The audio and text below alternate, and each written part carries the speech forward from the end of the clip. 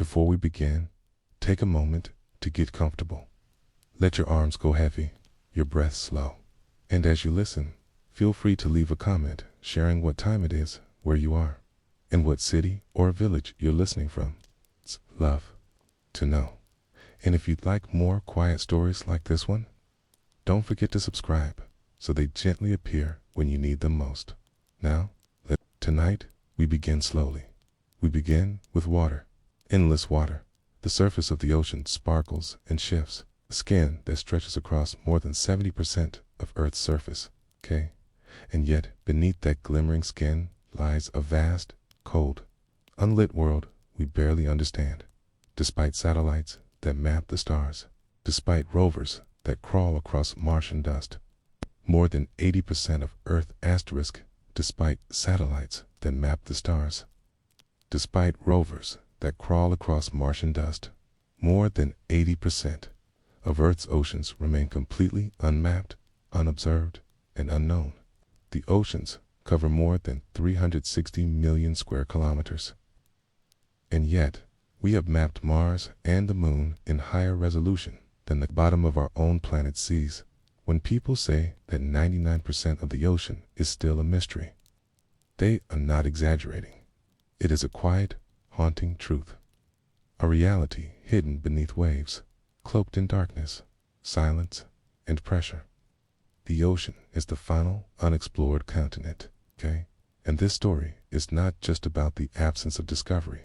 It's about why the ocean refuses to give up its secrets, even in the age of artificial intelligence, quantum computing, and robotic submarines.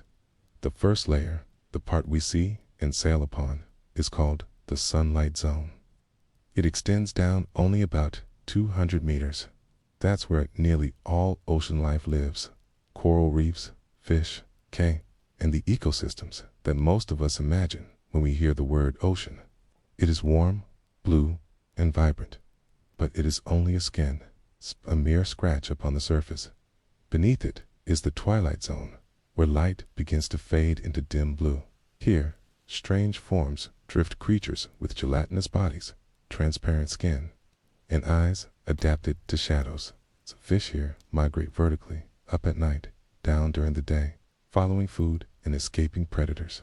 But even this zone is relatively well studied, at least in fragments. Then there is the midnight zone. Sunlight cannot reach it, not even a trace. The pressure is immense, over 1,000 times atmospheric pressure at sea level. The temperature hovers just above freezing. Creatures here are alien in appearance and behavior. Some glow with their own bioluminescence, creating pulses of blue and green in the blackness. Others rely on smell and vibration to sense their surroundings.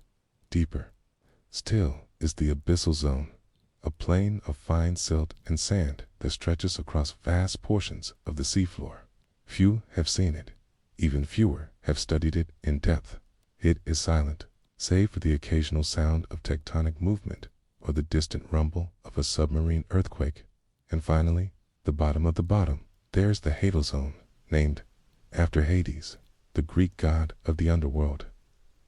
These are trenches, deep, narrow scars in the Earth's crest, such as the Mariana Trench, which plunges nearly 11 kilometers into the planet. These places are more than deep. They are crushing, darker than black, and almost entirely unmapped. Why? Starts with pressure. For every 10 meters you descend in the ocean, the pressure increases by 1 atmosphere. By the time you're at 1,000 meters, where the midnight zone begins, the pressure is 100 times what it is on the surface. Human lungs would collapse. Even most submersibles must be specially reinforced. Electronics malfunction. Sonar bounces. Strangely, light does not penetrate. Heat cannot transfer easily. It is a place of extremes, and there is another, subtler reason. The ocean moves, like the surface of Mars or the Moon.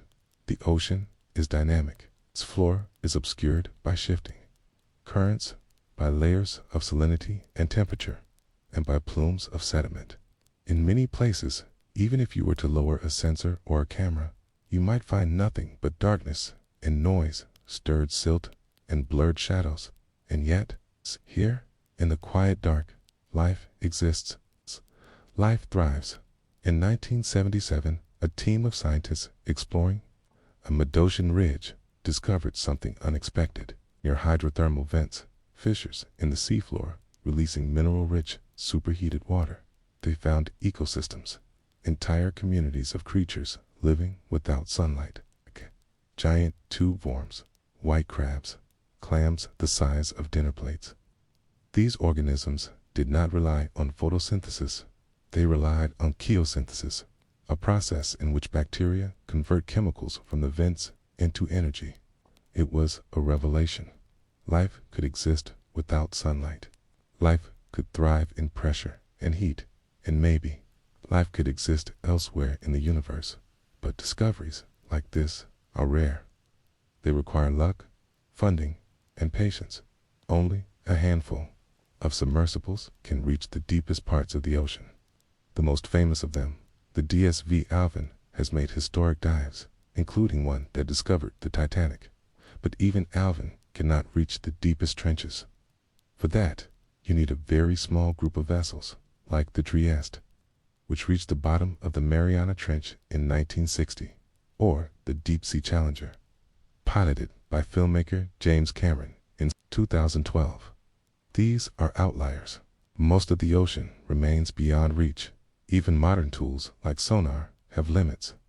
Multi-beam sonar systems, which map the seafloor by bouncing sound waves off it, work well in shallow waters, but in deep waters, they become less precise. The signal weakens. The area covered narrows. Mapping vast areas becomes slow and expensive. And then there is the issue of data. Even when we do collect it, images, temperature profiles, salinity levels, biological samples, analyzing and storing that data is a monumental task. Some ocean expeditions collect petabytes of information. Sorting through it takes years. Funding for marine science is a fraction of what we dedicate to space. In the ocean, stubbornly, does not yield its secrets easily. There are also environmental concerns. Deep sea mining, which seeks to harvest minerals from the ocean floor, is growing in interest. But many scientists warn that we do not yet understand the ecosystems we are disturbing. Fragile coral reefs, ancient sponge gardens, slow-growing fish populations, these may be destroyed before we even discover them. And so, most of the ocean remains unknown. Not because we are not curious, but because it is, by nature, unknowable, at least with the tools we have now. Still, we try. Unmanned underwater vehicles, AUVs, are being developed to dive deeper, stay longer, and map more precisely. Satellites are being used to infer seafloor features by measuring gravitational anomalies on the ocean surface. And new genetic techniques like eDNA allow scientists to detect species simply by analyzing a sample of water. A single liter can reveal the presence of sharks, jellyfish, plankton, and even whales, all through trace DNA. But the ocean keeps its silence. Its mysteries are not just physical, they are temporal. Some species in the deep may live for centuries. Some processes, like the formation of brine pools or methane seeps, unfold over millennia. Observing them requires a kind of patience that humans rarely possess. And so we continue, slowly, methodically, like drifting plankton, trying to understand a world that is vast, hidden, and quiet. A world that, even now, defines most of our planet. A world that reminds us how little we truly know. The ocean's mysteries don't only lie in its depth or darkness, but in its constant motion. Unlike land, which stays mostly still for millions of years, the ocean breathes, shifts, churns, and pulses every second. Its surface may seem serene from above, but below is a world in ceaseless motion from deep water currents, stretching thousands of miles to tiny plankton drifting in sunlit swells. These movements make the sea alive, but they also make it nearly impossible to map measure, or master in the way we might other parts of the natural world. One of the most powerful hidden drivers of this motion is something called thermaline circulation, a slow, deep movement of ocean water driven by differences in temperature, thermo, and salinity. Halon. This circulation is sometimes called the global conveyor belt, and it plays a major role in regulating Earth's climate. Cold, salty water sinks in the North Atlantic, while warmer water rises in the Indian and Pacific Oceans. This constant, vertical and horizontal flow moves heat around the globe and affects everything from rainfall patterns in Africa to winters in Europe. Because it happens so slowly and deep below the surface, it is difficult to study directly. Most of our understanding comes from models, indirect measurements, and decades of data stitched together, piece by piece. That's a pattern you see often in oceanography. Not sudden breakthroughs, but patient, layered observation, years of chalus, data collection just to understand one current, one species, or one underwater ridge. Even the most basic facts of ocean life can remain hidden. In 2018, a previously unknown species of giant jellyfish washed ashore in Australia. In 2020, scientists discovered more than 500 new species living around deep-sea seamounts off the coast of Chile. And in 2022, a new type of sponge with glass-like spicules and an ancient evolutionary history was found clinging to the rocks of the Clarion-Clipperton Zone, one of the least explored regions of the Pacific. These discoveries are not rare because life is rare. They are rare because we rarely look. The cost of deep-sea exploration is astronomical. Outfitting a single oceanographic expedition ship can run tens of millions of dollars. Each dive by a deep-sea submersible might cost hundreds of thousands. And even then, the yield may be one sediment core, or a blurry glimpse of something glowing in the distance. But cost isn't the only issue. There is also fragility. The deep ocean is one of the most delicate ecosystems on Earth.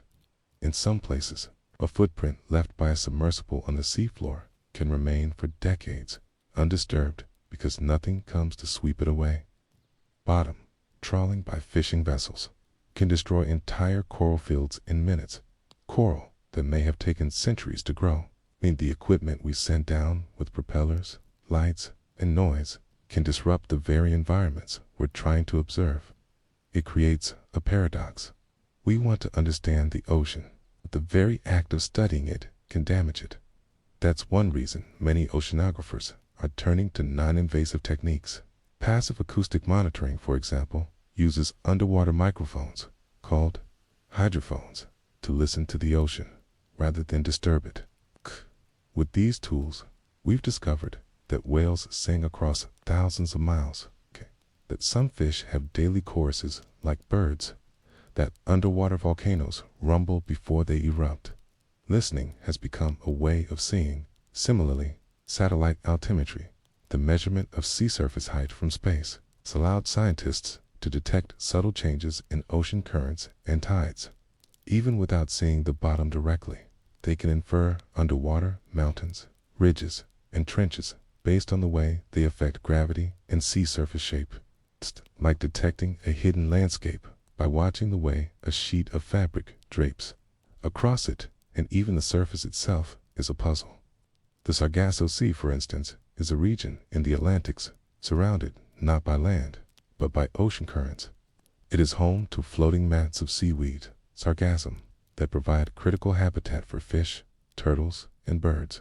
These are fluid, and its internal dynamics are still not fully understood. It's an ocean within the ocean.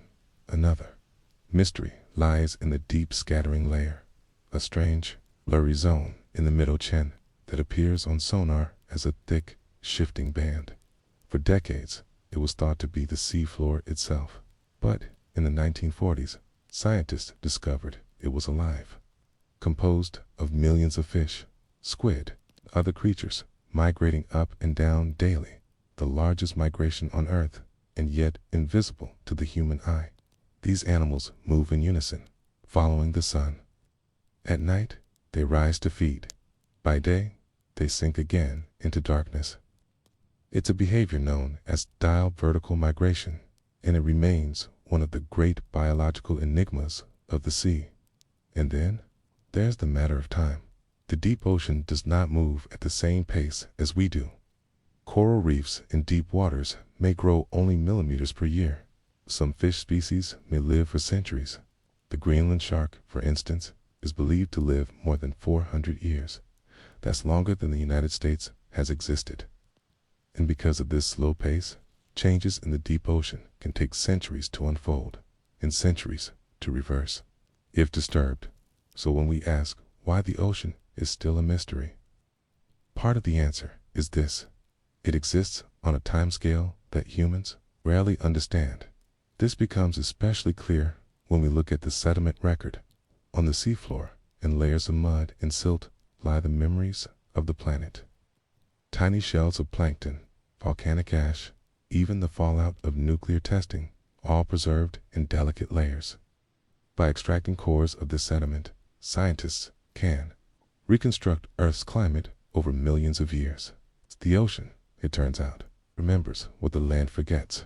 It is a library of ancient data, but one we have only begun to open. Consider the lost cities. Across the world, there are stories and sometimes evidence of human settlements now buried beneath the sea. Togoland, a region that once connected Britain to mainland Europe, now lies beneath the North Sea. Off the coast of India, ruins have been discovered, submerged off the coast of Dwarka. Japan has Yonaguni, and around the Mediterranean, divers have found submerged roads, temples, and walls. Rising sea levels, earthquakes, and tsunamis have buried these histories. And because they lie underwater, they are harder to study than their land-based counterparts. Yet they hold clues to who we were and what we might become. In the 21st century, interest in deep-sea mining has grown. Companies hope to extract rare earth minerals, cobalt, nickel, manganese, from the nodules and crusts found on the ocean floor. These are essential for batteries, electronics, and green energy technologies.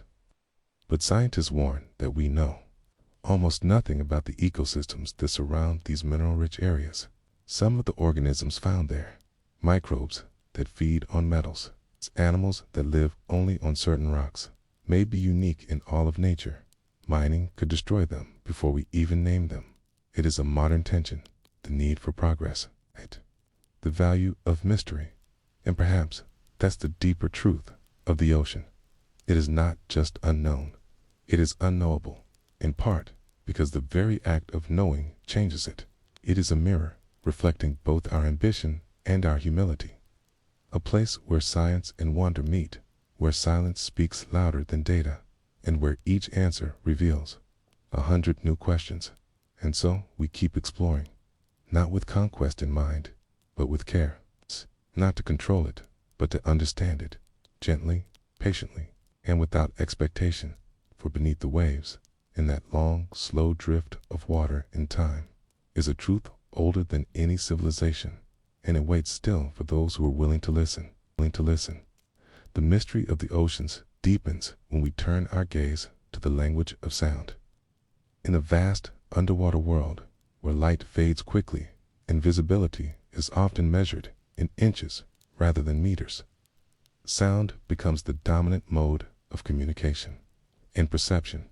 Whales sing across oceans, not in the poetic sense, but literally. A blue whale's low-frequency call can travel thousands of miles through water.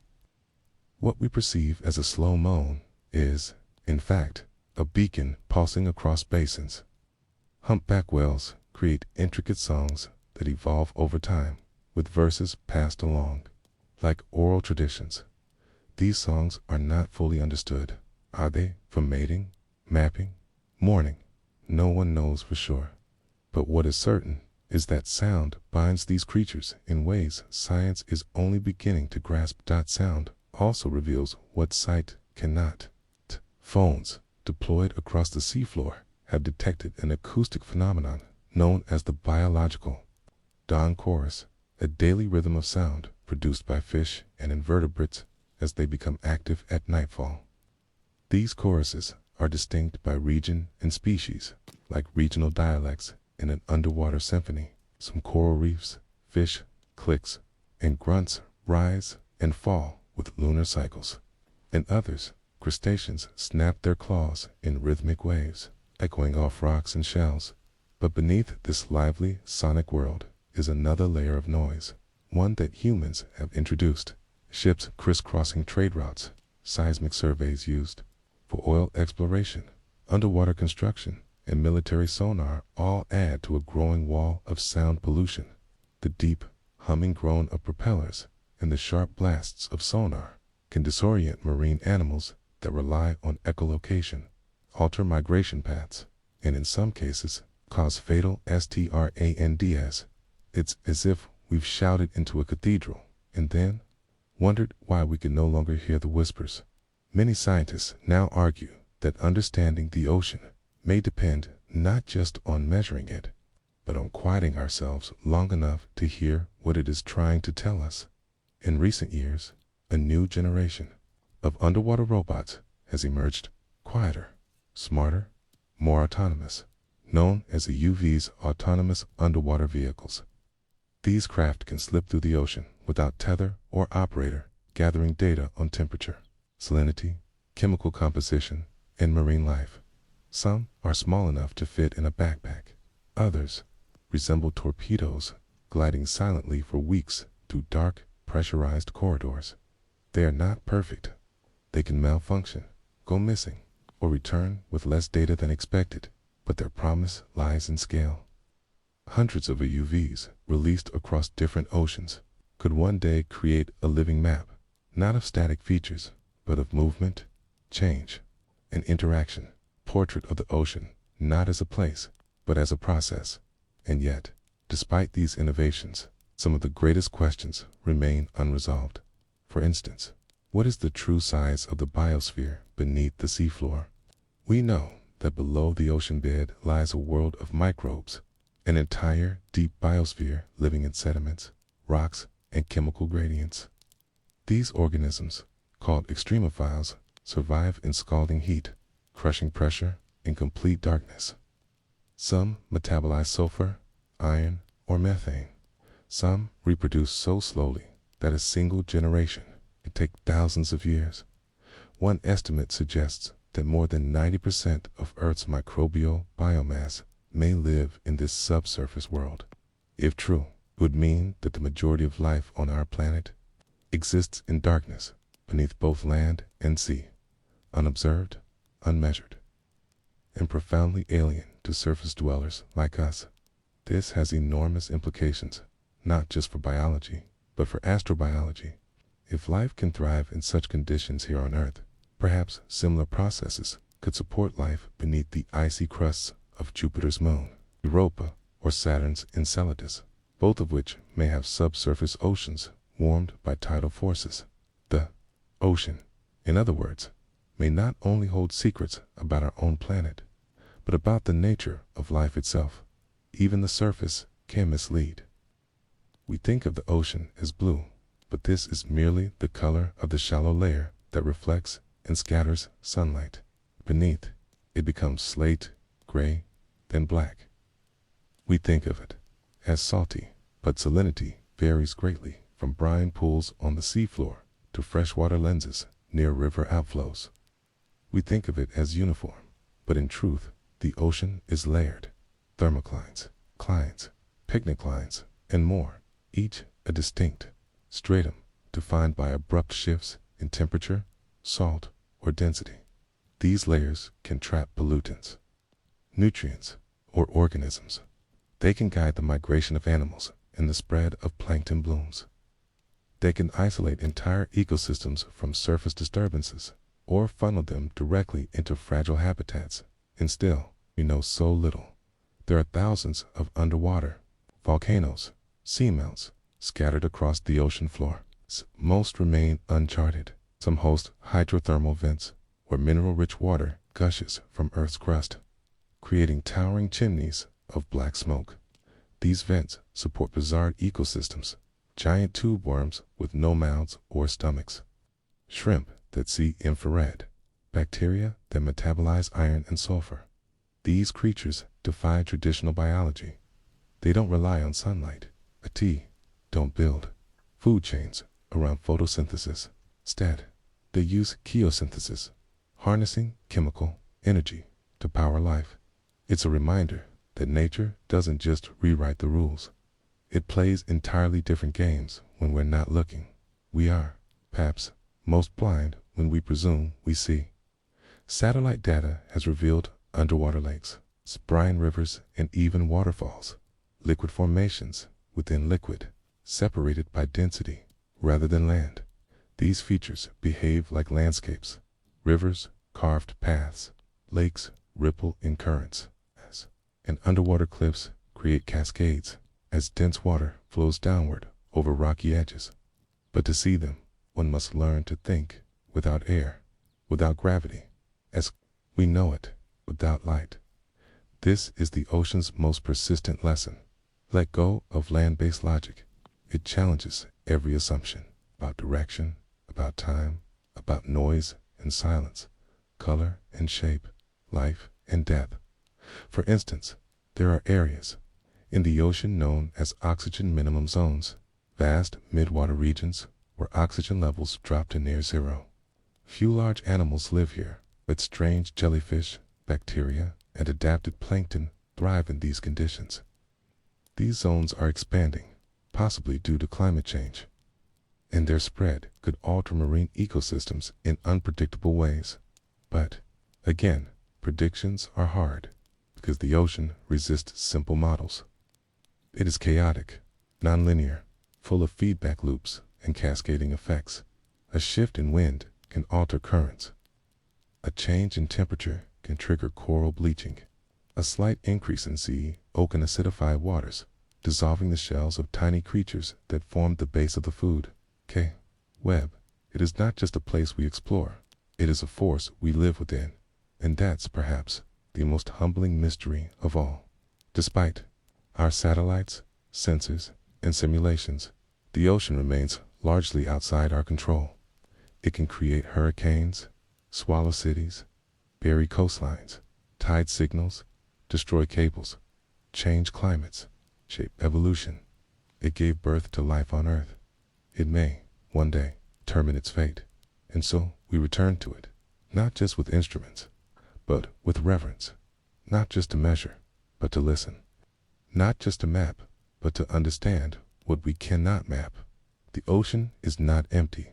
It is full of movement, of memory, of meaning, and though we may never see it all, we are better and smaller for having tried. At the edges of known waters, beyond the reach of sonar maps and deep-sea drones, lie the abyssal plains, vast, flat regions of the seafloor that stretch for hundreds of miles with almost no topographical variation.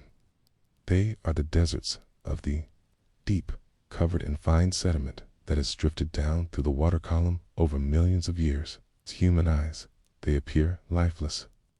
But they are not. A slow rain of organic matter, known as marine snow, falls continually from the upper ocean layers. These tiny flakes, dead plankton, fecal matter, fragments of jellyfish, and other detritus drift down like snowfall in reverse, settling across the plains in silence.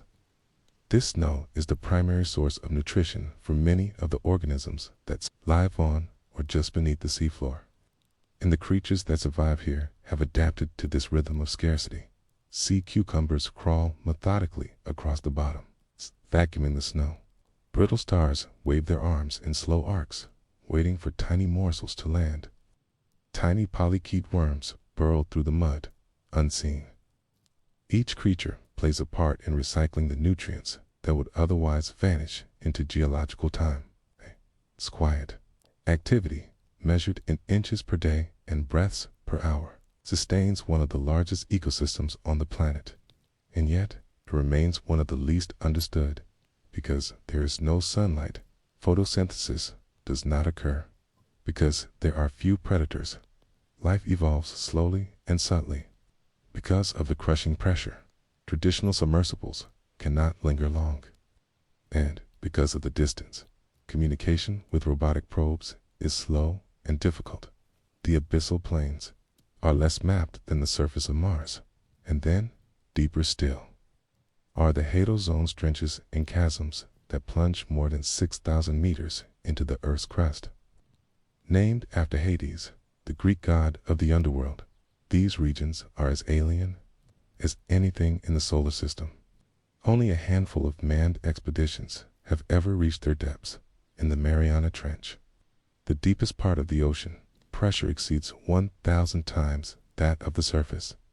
A styrofoam cup lowered to this depth returns the size of a thimble. Yet, even here, life persists. Tiny amphipods, shrimp-like creatures scurry across the trench floor. Microbes live within rock cracks, feeding on hydrogen released from serpentinized rocks. In 2019, scientists discovered translucent snailfish swimming at over 8,000 meters deep. Their gelatinous bodies evolved to survive in an environment that would crush any air-breathing life. We do not know how old these species are. We do not know how long they live. We do not know what else lives beside them. And in many ways, we are not even sure how they got there. Some theories suggest that deep-sea trenches act like islands, isolated cradles of evolution, where species diverge and adapt independently. Others propose that currents and tectonic activity allow certain organisms to spread across the ocean's lowest reaches, evolving gradually as they go. Both ideas remain speculative. Every new dive reveals something strange. Fish with antifreeze proteins in their blood. Jellyfish that glow with bioluminescent rings. Worms that live inside bones left by whale carcasses. And still, the vast majority of this world is hidden in shadow. The technologies we use to explore space rockets, rovers, satellites are largely useless here. Water corrodes, pressure crushes, darkness deceives. Salt intrudes into every seam. Even acoustic mapping has limits.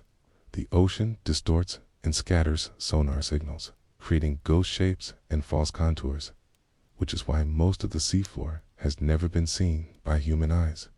The best maps we have today are made from satellite altimetry, measuring how the ocean surface bulges slightly above underwater mountains and dips above trenches. These maps have a resolution of about 5 kilometers. That means we could be missing entire undersea mountains the size of the Alps. And yet, the mystery isn't just about terrain. It's about processes. We don't fully understand how deep ocean currents work. We know that the ocean has a global conveyor belt, a system of thermaline circulation that moves water around the world, driven by temperature and salinity. But we don't know how this system is changing under climate stress. We don't know where all the carbon we emit ends up. We don't know how melting polar ice is affecting nutrient flow or stratification. In fact, there's increasing evidence that the ocean acts as a climate regulator in ways we are only beginning to understand. It absorbs about a quarter of all co-emissions and 90% of the excess heat generated by human activity. Without the ocean, global temperatures would have already risen by several degrees. Yet this buffering comes at a cost. Acidification alters the chemistry of seawater, making it harder for corals and shellfish to build their skeletons. Heat stress causes coral bleaching. Deoxygenation kills sensitive species. These are not distant effects. They are unfolding now. And yet, they remain mostly invisible to the general public because the ocean doesn't burn, doesn't explode, it doesn't cry out destruction. It's quiet, dispersed, and delayed. A reef dies not in a moment, but in a decade of subtle whitening. A fish population collapses, not in a headline, but in a graph buried in a journal.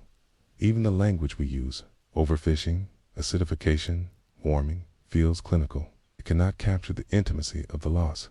The sea is not a backdrop. It is the stage, the source of weather, of food, of breath.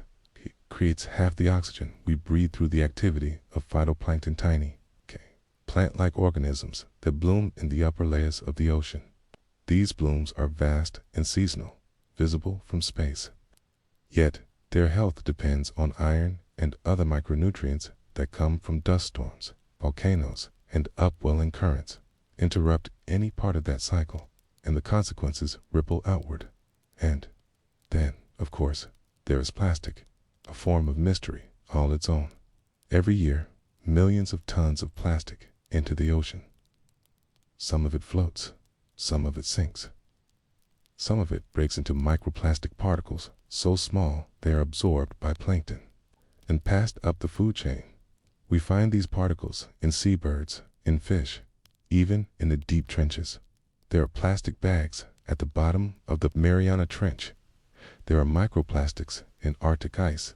There are plastic fibers in the stomachs of whales. And still, we don't fully understand how this pollution affects marine ecosystems over time. Does it alter reproduction, immunity, behavior, evolution? The answers are slow to arrive, because the ocean hides everything: beauty, pain, resilience, decay. To study it is to accept patience. A researcher may spend 3 years designing a deep-sea sensor only to lose it in a storm. A single expedition may yield a petri dish of new life, none of which can be cultured or sequenced. A coral reef might show signs of recovery just before the next bleaching event resets the clock. But there is hope. 2. Hope in the form of indigenous knowledge passed down by coastal communities. Hope in the form of new mapping initiatives like Seabed 2030, which aims to chart the entire ocean floor. Hope in the international treaties that now seek to protect the high seas from exploitation. And perhaps, most powerfully, hope in the quiet, because the ocean has been here before us, and if we listen not just with instruments, with intention, we might yet learn how to live beside it rather than over it. We might remember that we, too, came from water, and we might finally stop trying to conquer it, and instead begin to understand. Above the quiet of the deep ocean, another strange and scarcely understood world begins: the twilight zone, also called the mesopelagic layer. This realm lies between 200 and 1,000 meters below the surface. Here, sunlight fades into dim blues and purples before vanishing entirely. And in this faint gloom, life evolves toward the strange. The creatures of the twilight zone are as haunting as they are beautiful. There are fish with transparent heads like the barella, whose eyes are not where you expect them to be. Instead of sitting in the front of the face, they point upward inside the skull, encased in fluid and shielded by a translucent dome. This adaptation allows them to watch for prey, silhouetted against the fading light above dart.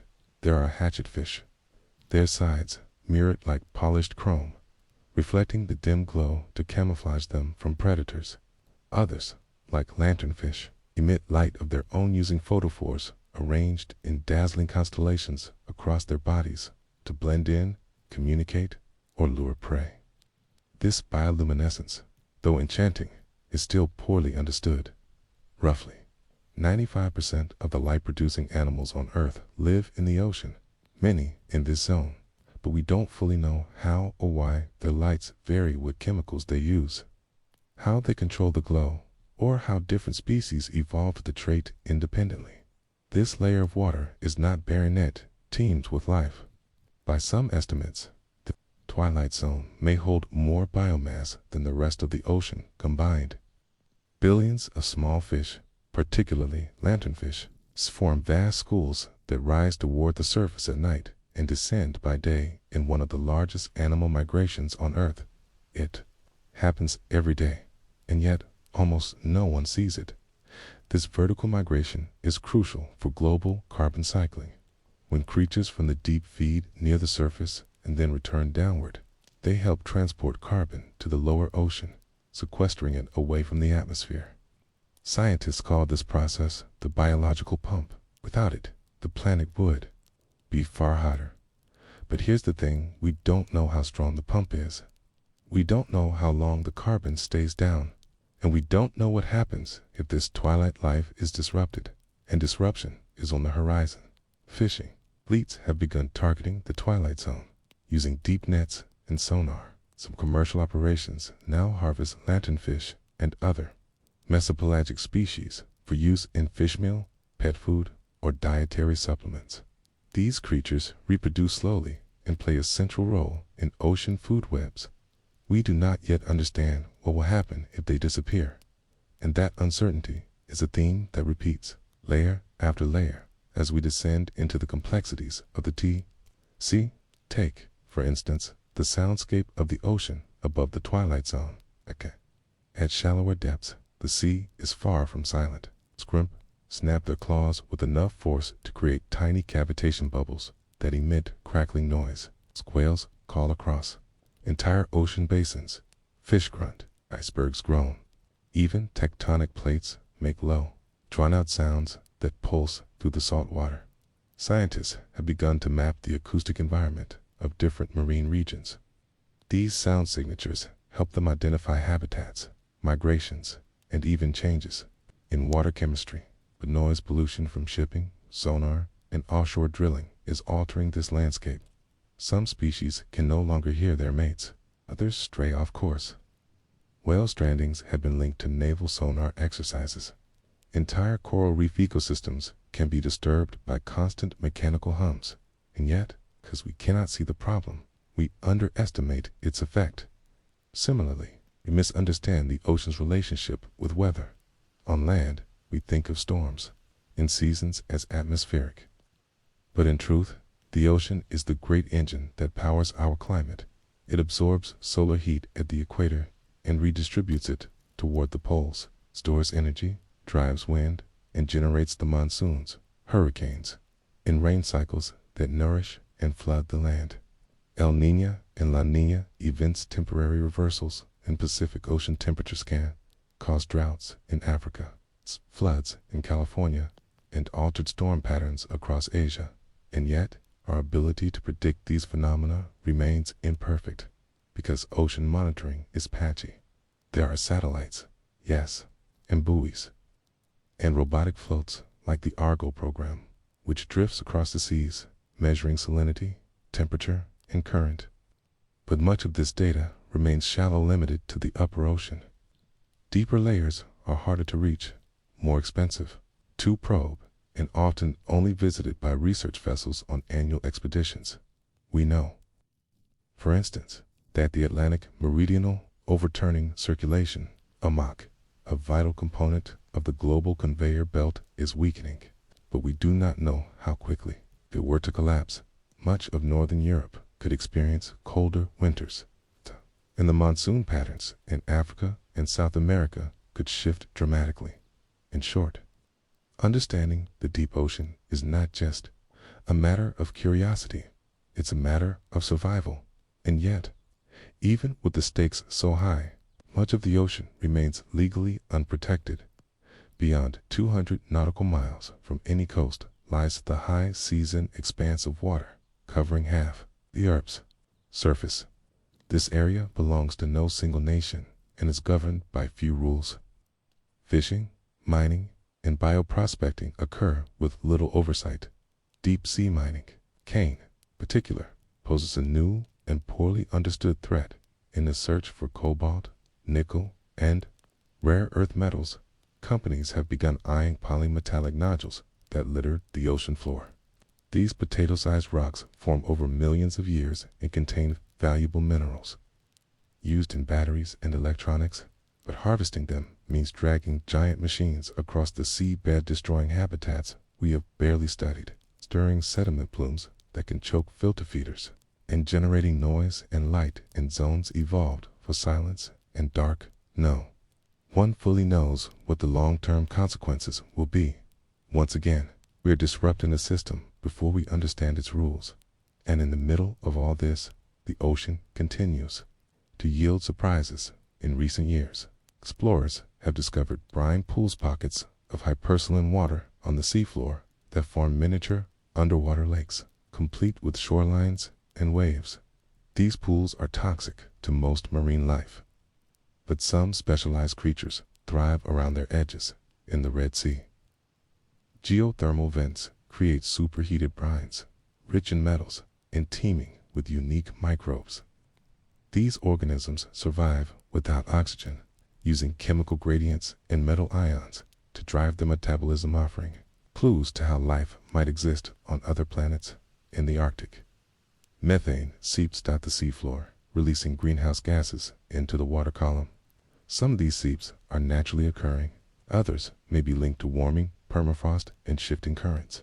And again, we do not fully understand the balance. Every discovery leads to more questions. Why do some coral reefs resist bleaching while others die? What role do depotion viruses play in regulating microbial life? How do internal waves, massive underwater equivalents of surface swells, nutrient cycling, and plankton growth, there are entire ecosystems like seamounts and cold water reefs that have never been surveyed. There are species known only from a single specimen pulled up in a net for biochemical processes that hint at new medicines, new fuels, new technologies, all hidden in the deep. And perhaps most haunting of all, there are shipwrecks, planes, and ruins, human artifacts swallowed by the sea. Some lie preserved in cold, dark waters, their wooden beams intact after centuries. Others are already vanishing, consumed by iron-eating bacteria and collapsing sediment. These wrecks are time capsules of war, trade, migration, and tragedy. They are part of our story, too, and still, we know so little, not because we lack intelligence, but because we have not prioritized humility. The ocean is not ours to master. It is older than our civilizations, deeper than our ambitions, and more mysterious than our language can describe. It will continue to shift, surge, and shape the world long after we are gone. But perhaps we listen. We learn we can leave behind more than harm. We can leave understanding. We can pass down reverence. We can become not conquerors, but witnesses of depth, of silence, of life beyond the edge of light. The edge of light. There are places in the ocean so deep that no light has ever reached them, so remote that they remain untouched not only by human presence, but even by our machines. These are the Hadal Trenches, long, narrow chasms that cut deep into the Earth's crust, formed where tectonic plates collide, and one slips beneath another. The Mariana Trench is the most famous, descending over 11,000 meters deeper than Mount Everest is tall. And yet, the Mariana is just one of dozens. The Kermadec Trench, the Philippine Trench, the Java Trench, all are part of this Hadal zone, named after Hades, the ancient Greek underworld. Together, these trenches make up only a small fraction of the ocean floor's total area. Yet, they account for some of the least explored environments on Earth. Pressure in these trenches can exceed 1,100 times that at sea level. Every square inch of a submersible is pushed upon by over a ton of force.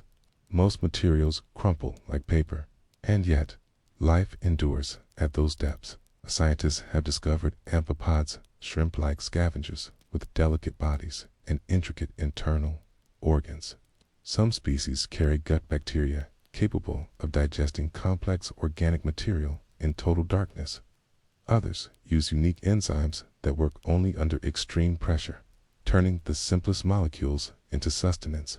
But how did these creatures evolve? How do they reproduce? Do they eat, if not the drifting remains of animals from far above? Even our best sampling missions collect only fragments, a few hours of data, a single sediment core, a snapshot taken through multiple inches of steel and thick acrylic of an ecosystem that has been functioning in silence for millions of years.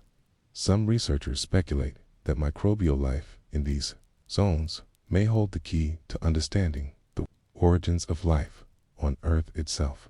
It's possible, they argue, that life did not begin in shallow ponds warmed by the sun, as traditionally thought, but deep in the ocean, near hydrothermal vents, where minerals, heat, and water mixed in just the right way. These vents still exist, bubbling from cracks in the Earth's crust, surrounded by tube worms, crabs, and bacteria that thrive on sulfur and methane instead of oxygen. The vent systems are dynamic. Some flare up, others go dormant, and some, black, smokers emit columns of superheated, mineral-rich water, building chimneys of iron and copper, several stories tall. These natural towers are colonized by organisms that don't resemble anything on land. Here, evolution seems to take a different path. There are animals with no mouths or stomachs, relying entirely on symbiotic bacteria. There are worms that absorb nutrients through their skin. There are creatures with antifreeze proteins in their blood. And then, just meters away, there is barren seafloor, empty of life until the next vent appears. We don't yet know how long these colonies last, or what happens to them when mining or drilling disturbs the ocean floor nearby. In some cases, our interference may be accidental. Seismic surveys meant to study geology may affect deep-sea animals' behavior, even causing disorientation or death. But the larger question remains, how do all these deep ecosystems connect? Does life from the Hadal trenches ever interact with species from the abyssal plains? Is there gene flow between isolated vent colonies? Do deep ocean currents carry larvae, bacteria, or signals across the vast distances? We don't know, because we've never mapped them well enough to find out. In fact, only around 24% of the seafloor has been mapped in high resolution, and most of that is the continental shelf, the shallow edge of land. The vast interior of the ocean, the mid-ocean, ridges, trenches, and plains, remains a blur in our data. This lack of mapping isn't due to laziness. It's because sonar mapping takes time. You need a ship to travel in a tight, grid-like pattern over an area, bouncing sound waves off the bottom and recording the return. For large swaths of ocean, this can take weeks, even months. Weather, funding, and fuel limits reduce the number of missions, and many areas are simply deemed too remote or unimportant to justify the cost. Even when we do map these regions, we often find surprises. In 2015, an expedition near the Canary Islands discovered a previously unknown underwater volcano in the Central Pacific. A team mapping seamounts stumbled across what may be the remnants of an ancient microcontinent.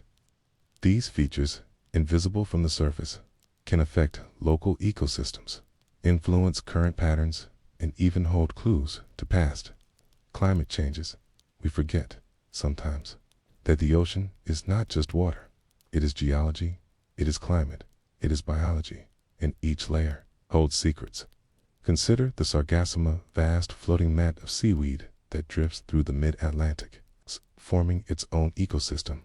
Birds nest there, fish breed there, crabs, shrimp, and snails cling to its fronds. And yet, sudden blooms of sargassum in recent years have choked Caribbean beaches, killing fish and disturbing tourism. Scientists suspect changing ocean chemistry, nutrient runoff, and warming temperatures. But the mechanism remains unclear. Or take the phenomenon of rogue waves, massive, spontaneous waves that appear without warning and can reach 20 meters or more. For centuries, these waves were dismissed as sailors' tales. But now, with satellite radar and ship-mounted sensors, we know they are real and deadly. But we still can't predict them. Even more elusive are the subtle vertical currents, thermaline, circulations that shuffle nutrients between layers, or the eddies and whirlpools that spin off from major currents, trapping warm or cold water for months, creating mini climates under the waves. We have, in other words, a basic outline of how the ocean works, but the details, the mechanisms, the rhythms, the feedback loops remain largely hidden, and this has consequences. Without a full understanding of how the ocean circulates heat. For instance, our climate models remain uncertain. Without accurate biomass estimates in the deep ocean, our assessments of carbon storage are incomplete. Without knowledge of microbial life in abyssal zones. We may overlook critical links in the food chain, lose potential cures for disease. And then there's plastic. Millions of tons enter the ocean every year. Some wash ashore, float in GRs, forming the infamous garbage patches. But much of it sinks, slowly, silently, carried by currents and animals. It drifts into the deep, where it may persist for centuries. Microplastics have been found in the guts of deep sea amphipods, in the sediment of the Mariana Trench, even in the snow of Arctic sea ice. We do not know the full effect this will have on animals, on ecosystems, or on ourselves, because the ocean is not a distant thing. It is in our rain, our weather, our breath. Every second breath we take comes from the oxygen made by phytoplankton, tiny ocean plants. They float near the surface, photosynthesizing just like land plants, but they're fragile, sensitive to temperature, pH, and pollution. If the ocean suffers, we suffer. And yet, perhaps paradoxically, the more we learn, the more mysterious the ocean becomes. The more we probe the depths, the more we realize how little we know. It is not a library of answers waiting to be opened. It is a living, shifting wilderness, one that resists neat conclusions and linear narratives. And that, perhaps, is its greatest lesson. In a world of speed and simplicity, the ocean reminds us of depth, of patience, of scale. It teaches us that some things are worth exploring, not because they are useful, but because they are there. It reminds us that mystery itself has value, and in that darkness, far below the reach of light, life continues, unseen, unfinished, unfolding. As science advances, we often imagine that the unknown is shrinking, that with each passing year, satellites and sensors and smart algorithms pull more of the world into clarity. And in many ways, this is true for the sky, for the human body, for our own planet's surface. But the ocean resists that narrative. It pushes back. For a while, we now know more about the stars and galaxies thousands of light years away. Our understanding of the oceans, especially the deep oceans, remains startlingly primitive. It is as if there is a vast continent beneath us, one we've barely set foot on. Consider for a moment the mysterious world of underwater sounds across the Pacific and Atlantic. In remote stretches of water, hydrophones have picked up sounds that no one can fully explain. One of the most famous is the bloop, recorded in 1997. It was an ultra-low frequency, powerful enough to be detected on multiple sensors thousands of kilometers apart. For years, scientists speculated, was it a whale, a geological event, or something else? Eventually, NOAA concluded it was most likely the cracking of an ice shelf, a natural, albeit dramatic, event. But the fact that it remained a mystery for years, despite being loud, global, and recorded, says something about our ignorance. And it is not the only one. Other strange sounds include Julia, slow down, and upsweep. Tish has unique acoustic patterns. Some repeat seasonally, persist for years. Some vanish without a trace. We are not hearing the voice of the ocean. We are hearing snippets, echoes, puzzles with missing pieces. And the more we listen, the more questions arise. Acoustics is just one field of ocean science where this is true. In biology, we now know there are entire species, entire families of animals that have never been described by science. Take the case of siphonophores. These jellyfish-like organisms can form colonies that stretch over 45 meters longer than a blue whale. Some glow, some stink, some drift silently for weeks. In 2020, a team from Schmidt Ocean Institute captured footage of what might be the longest animal ever observed, a siphonophore spiraling like a glowing ribbon through the deep sea off Western Australia. No one had ever seen it before, and we wouldn't have without a submersible. That one moment, caught on video during a brief mission, reminds us how easily things remain hidden. How many creatures live in darkness, never surfacing, never touching the nets of fishing trawlers or drifting into research stations. It's estimated that there are 2 to 3 million marine species in the world. We have formally described about 240,000 of them. That means over 90% remain unknown. Let that sink. In DOT, we name stars and planets with precision. We map genes with minute detail. But when it comes to the ocean, we are fumbling in the dark, even when it comes to something as basic as movement. The ocean surprises us. Marine animals undertake migrations so vast and so precise that we still don't fully understand how they do it. Humpback whales migrate thousands of kilometers from feeding to breeding grounds. Leatherback turtles return to the exact beach where they were born. Tuna cross oceans with unerring accuracy. How? Magnetic fields, temperature gradients, chemical traces, all of the above. We don't know for sure, and it's not just animals. Currents themselves behave in ways we still struggle to model. The ocean is not still. It is a slow-motion swirl of hot and cold, salt and fresh, nutrient-rich and barren waters. These currents govern climate, weather, and the migration of species. They even influence the spread of pollution and the cycles of carbon in the atmosphere. One current in particular, the Atlantic Meridional Overturning Circulation, AMOC, has been the focus of intense study. It's the ocean conveyor belt that helps regulate the climate by bringing warm surface water northward and returning cold, deep water southward.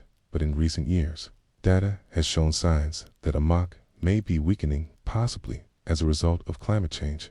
If it were too slow, significantly, or collapse, the consequences could be catastrophic. Changes in rainfall, sea level rise on U.S. coasts, more intense storms, and disrupted ecosystems. And yet, despite its importance, we don't fully understand how AMOC works. We don't have enough data points, enough sensors, enough time in the ocean. Time moves differently.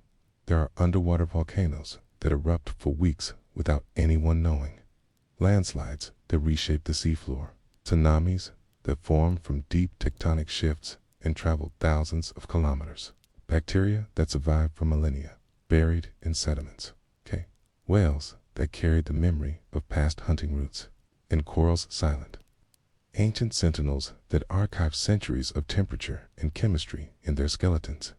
If we could read these records clearly, we might better understand the past, and yet we chip away slowly, a sample here, a chord there. The challenges are immense. Depth is 1 dot at 4,000 meters. The pressure is over 400 times that at sea level. Light disappears. Temperatures plunge.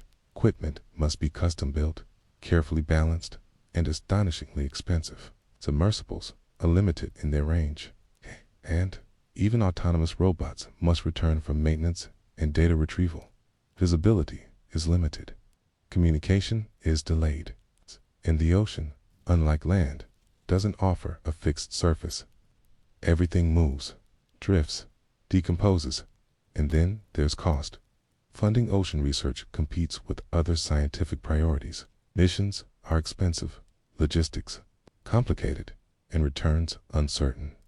A single research expedition may take years to plan, launch, and analyze, and often it returns with more questions than answers.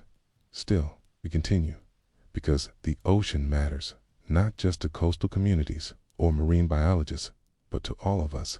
It provides food, stabilizes the climate, absorbs carbon, and sustains life. It is part of our atmosphere, our weather, and our water. It shapes culture, commerce, and myth, and it is undeniably still full of mystery. There are ecosystems we haven't touched, species we haven't named, chemicals we haven't tested, SHIPWRECKS. We haven't found geological features.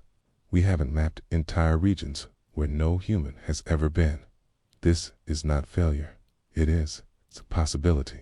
Because mystery is not the absence of knowledge, it is the presence of questions. And in the ocean, those questions are vast. Why do some deep sea octopuses guard their eggs for years? Why do brine pools at the bottom of the ocean behave like separate lakes?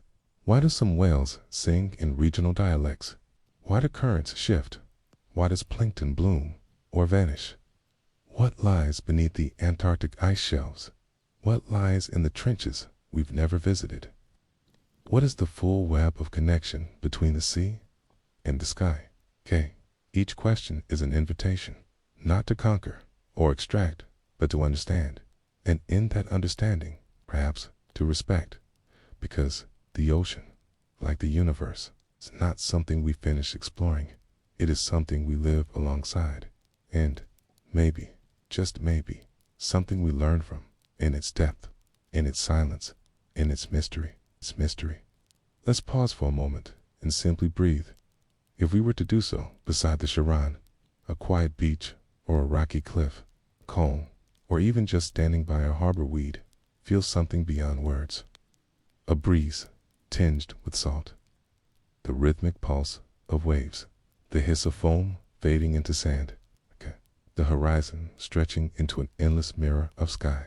That feeling, of depth, of magnitude, of something far older than memory, is the feeling of the ocean reminding us it has always been there, and yet so little of it do we truly understand.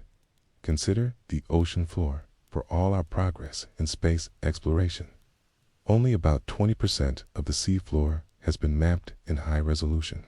That means most of the underwater mountains, valleys, ridges, and trenches remain vague suggestions, traced by satellite altimetry and sonar shadows rather than clear, detailed renderings.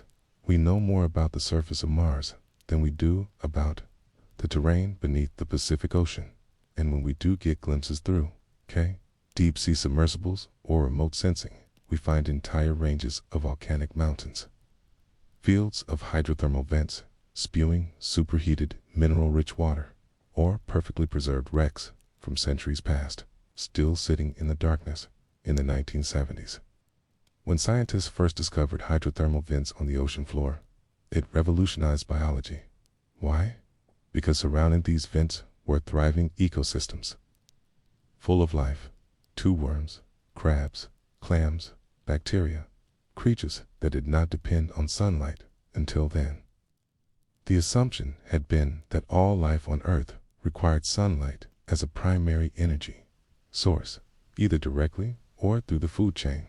But here were organisms powered by chemosynthesis, extracting energy from the chemical-laden water gushing from deep within Earth's crust.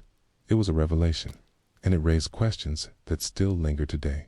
Could such ecosystems exist elsewhere in the solar system, Europa, or Enceladus? For example, moons with subsurface oceans. The deep sea isn't just strange, it's alien, and it may hold the blueprint for life beyond Earth. But it's not only the seafloor that hides secrets. Consider the layers of the water column, the vertical expanse from the surface to the depths. In the twilight zone, 200 to 1,000 meters deep, sunlight fades but doesn't fully disappear. It's here that a remarkable phenomenon occurs every day, the largest migration on Earth.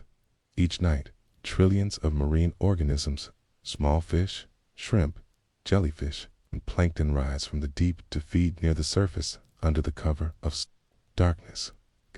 And at dawn, they descend again, evading predators that hunt by light.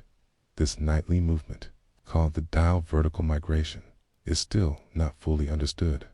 Why do some species participate while others stay deep? What are the exact triggers? How do they coordinate timing?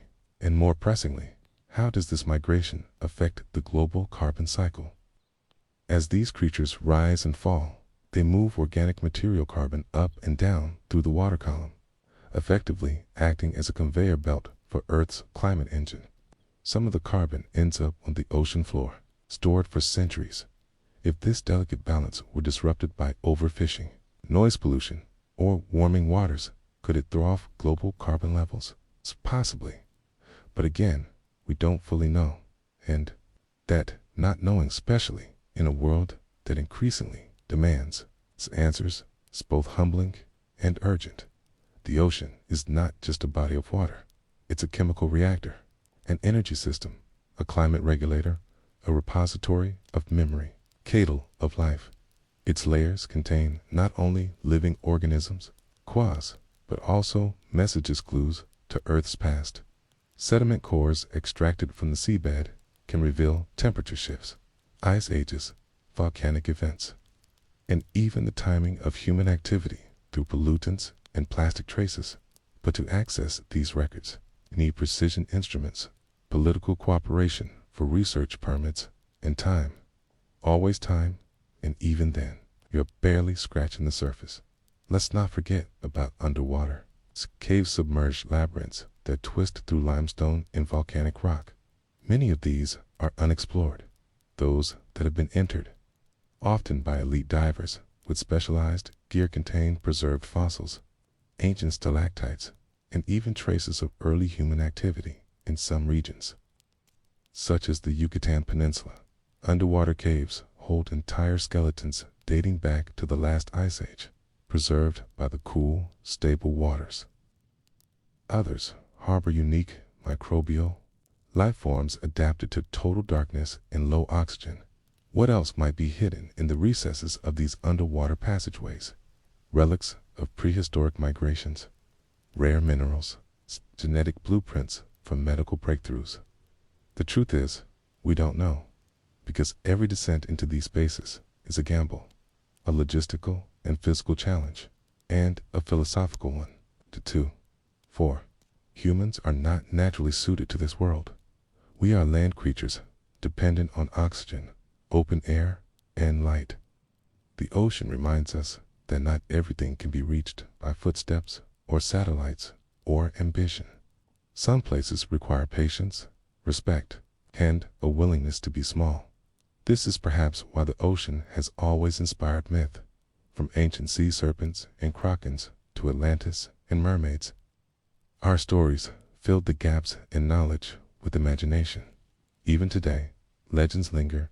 Are there megalodons still lurking in the deep? Unlikely. But the fact that the idea persists speaks volumes about our relationship with the unknown, and the ocean is the greatest unknown we have left. It's important to note, too, that the unknown isn't always ancient or remote. Sometimes it's contemporary, and dangerous plastic pollution, for example, forms vast floating patches in the Pacific and Indian Oceans, but only a fraction of all plastic is visible on the surface. The rest sinks or breaks into microplastics. Where does it go? How does it affect the food chain? What happens when fish consume it, and we consume the fish? Again, we are only beginning to understand. Then there's the question of sound pollution. Ships, submarines, oil drilling, spectatory sonar all produce noise that travels vast distances underwater. Whales have changed their migration routes. Dolphins become disoriented. Some species go silent. And yet, international regulations are sparse. We know the noise is a problem, but we don't yet know its full cost. Even in shallower coastal waters, mystery reigns. Mangrove forests, those tangle-rooted guardians of the coastline, host complex ecosystems that shield shorelines and act as nurseries for fish, but they are under threat from development, pollution. In rising seas, coral reefs, rainforests of the sea are bleaching, fragmenting, and disappearing. Why do some corals survive temperature spikes while others don't? How exactly does acidification affect larvae? Which reef systems might be most resilient? Again, more questions. This theme persists across disciplines. The more we study, the more the questions multiply. Not because science is failing, but because the ocean is infinite in detail and infinitely complex. And that's okay, because mystery, handled with care, is not ignorance, it is wonder. And wonder leads to reverence, to tread carefully, to listen more, to detect, because this planet is blue for a reason, because salt runs through our blood, going to sea, because Every drop of water, no matter how far inland, once belonged to the ocean. Oh, we'll return to it someday. And because we are still beginners, sailors on the edge of a map, peering into the deep and learning, slowly, to see. And so, we peer into the blue dot, not with certainty, but with questions, with instruments that strain to hear echoes from the deep, with satellites that can trace the swell of waves, but not the stories beneath them, and with ancient instincts that tell us there's more there, much more. We left off with the notion that humans are still beginners at sea, and that is no exaggeration, 'cause despite all the grand ships, submarines, and space-age probes, we still do not understand one of the ocean's most persistent mysteries: currents. Yes, we've charted the Gulf Stream. We know that the Kuroshio Current hugs Japan. We can model El Niño and La Niña patterns to some extent, but these are surface dynamics. Even the so-called global conveyor belt, the thermaline circulation, that drives warm and cold water across oceans and between hemispheres, is still only partially understood.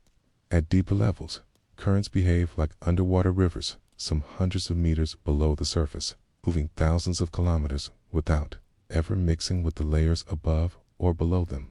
There are cold water plumes originating in the Antarctic that travel along the ocean floor, remaining distinct for centuries. There are eddies, giant spinning water mass so large they can be seen from space, yet so long-lasting and unmapped that some scientists call them weather systems of the sea. These currents move nutrients, they move heat, they move life itself. Plankton blooms, hundreds of kilometers wide, rely on nutrient-rich upwelling zones where deep, cold water rises to the surface. But why do these upwellings happen in one place and not another? What determines their strength, their timing? Global temperatures continue to rise and wind patterns shift. Could some of these nutrient highways disappear? And if they did, what would happen to the fish that depend on them? To the birds? To the people? We don't yet have clear answers, just models and questions. And when we look even deeper, into the abyssal plains, those vast, flat deserts of the ocean floor, what do we find? Not nothing, far from it. The abyssal plain, thousands of meters below the surface, is not empty. It is scattered with life, slow, strange, and silent. Starfish with transparent arms, eels with heads like daggers, organisms that glow with cold fire in the dark. Many of them rely on marine, gentle, constant fall of dead plankton, organic matter, fecal pellets, and other microscopic debris from the upper ocean. This slow descent feeds creatures that may never see sunlight. But what happens if surface ecosystems shift? What if the snow stops falling or changes in composition? Even the sediment itself, the very ground of the abyss, is a mystery. There are layers upon layers of geological history down there. Some sites have been undisturbed for tens of millions of years at certain deep-sea locations. Scientists have drilled cores and found preserved microfossils of single-celled organisms from the time of the dinosaurs. Each layer is a chapter of Earth's story. But retrieving these samples is not easy. The equipment must withstand crushing pressures and freezing temperatures. The logistics are immense. The funding is tight. And each sample, once extracted, must be studied for years to yield insight. What's beneath that? More mystery, because the deep biosphere microorganisms living in the pores of rocks far below the ocean floor is real. Yes, life exists not just beneath the waves, but beneath the very crust of the earth, miles below the seabed. Some of these microbes reproduce once every 1,000 years. Some metabolize at rates so slow it blurs the definition of life. And yet, they're alive. We've barely begun to understand this hidden biosphere. What are its limits? Does it interact with geological processes? Could it hold answers to Earth's origin or the possibility of life on other worlds? We don't know. And then we shift our gaze upward against the midwater zone. This is perhaps the most underexplored layer of the ocean, the vast twilight middle, where sunlight fades and pressure begins to build. It is here that strange creatures rule: the gulper eel, the vampire squid, the barrelly fish with its transparent head. These are not science fiction. They are real. They drift through a world where sight is nearly useless, and bioluminescence is the language of survival. Some flash to attract mates, others to blind predators. Some produce decoys, light lures that mimic prey. Still others go dark, relying on vibrations and chemical trails. We know these creatures exist because we've caught glimpses through deep-sea cameras, accidental net hauls, and remote-operated vehicles. But we have no complete census. We do not know their population sizes, their mating habits, their full role in the food web. Some scientists believe that more than 90% of fish biomass lies in this twilight zone. And yet, we've mapped only a tiny fraction of it. It's a mystery suspended in slow motion. Why so little exploration? Because access is hard, too deep for scuba divers, too shallow for the ocean's floorbots, too expensive for full-time study, and yet vital, because this is where carbon moves, where life hides, where change begins. Let's move closer to home for a moment into coastal waters, estuaries, and river deltas. These zones are rich and visible, but still complex. The mixing of salt water and fresh water creates a dynamic, unstable environment. It's where oyster reefs form, where mangroves grow, where millions of migratory birds pause each year. But it's also where pollution gathers, runoff from farms, industrial waste, plastic particles, and this pollution doesn't just float. It changes chemistry. It alters hormone levels in fish. It weakens coral growth. It builds dead zone areas, so depleted of oxygen that nothing can live. Where do these dead zones begin and end? What threshold tips a healthy bay into collapse? Again, partial answers, never the full picture. And so we return to the central point. The ocean is not one mystery. It is thousands, stacked in layers, each with its own logic, its own life, its own silence.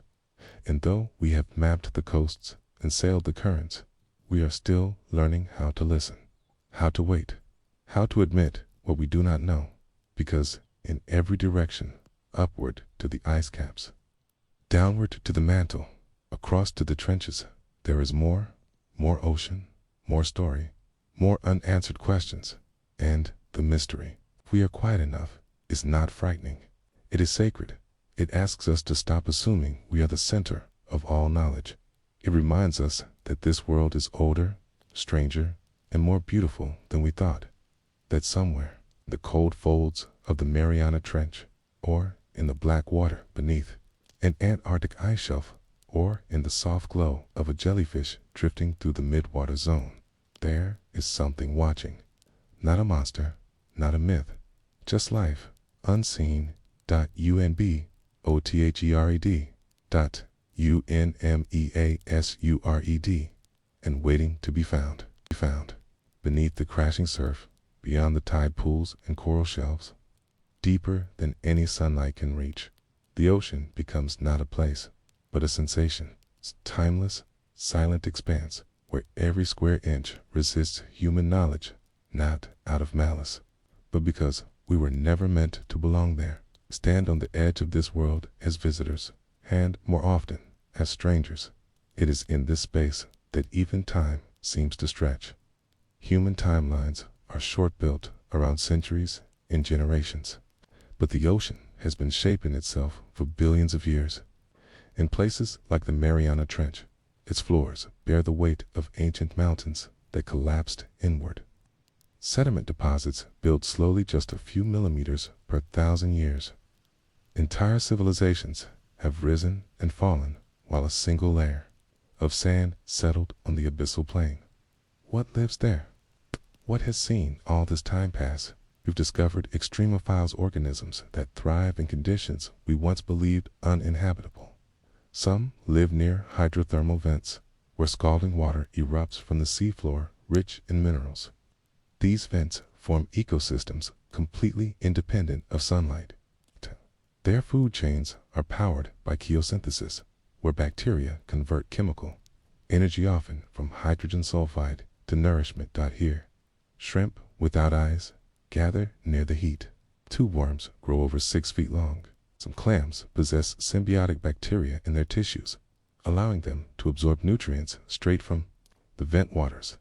These creatures live in total darkness, under thousands of pounds of pressure per square inch, and surrounded by toxic chemicals. And yet, they thrive. We barely understand how. Even when we do collect samples, they often die before reaching the surface, unable to survive the drastic change in temperature and pressure. So we are left with fragments of knowledge, partial images, hypotheses instead of full truths. And then, as these vents cool and die over centuries, entire ecosystems vanish, placed by new ones at different locations. The deep sea is alive, but in slow motion. Its rhythms stretch across geologic time. And we, with our brief attention spans and tight funding cycles, struggle to keep up. There are also cold seeps, less dramatic, quieter siblings of hydrothermal vents. Instead of spewing hot water, they leak methane and hydrogen sulfide through the seabed. Scut. And just like the vents, they harbor bizarre lifeforms mussels with methane processing bacteria, ghostly white crabs, and transparent worms that flutter like ribbons. These seeps may play a role in regulating greenhouse gases. Methane is a powerful contributor to climate change, and undersea bacteria that consume it could be a natural buffer. But we don't fully understand how widespread or effective this process is. Could disruptions to the ocean floor, say, from deep sea mining release trapped methane on a massive scale? We don't know. And then there's the deep scattering layer, invisible, moving zone in the ocean that reflects sonar like a solid surface. For decades, it puzzled naval sonar operators, who thought they were detecting the seafloor, but this false bottom would rise at night and sink during the day. Eventually, scientists discovered that it's composed of countless tiny organisms, fish, shrimp, jellyfish migrating daily in the largest synchronized movement of animals on the planet every night as darkness falls. Trillions of these creatures ascend toward the surface to feed, then return to the depths by morning. And yet, this migration, so vast, is vitally nearly invisible to us. We do not fully understand what guides it. Is it the moon? Temperature gradients? Pressure changes?